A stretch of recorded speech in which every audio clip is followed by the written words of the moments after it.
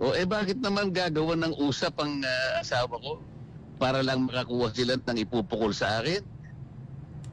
Pero Ganyan na karumi.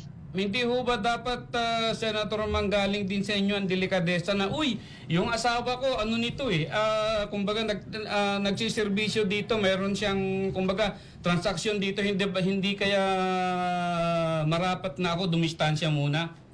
Sino? Sino di distansya? Kayo po, dito sa ginagawang investigasyon sa Bakit? Senado. Meron ba akong kinalaman dun sa mga insurance companies? Delikadesa nga po, Senator, kasi misis nyo po yung nandun. Siyempre may kukunik-kunik na ho yan.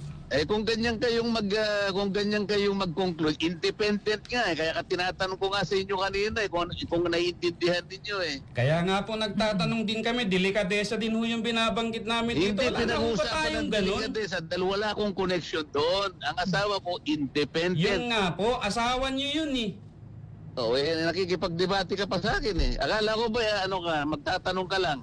Nagtatanong din po kami, pero ipo-point out ko rin po yung Kapag argumento sinasabi namin mo kasi dito. delikadesa, parang may connection ako Wala nga Naintindihan mo yon? Sige sir, salamat na lang po.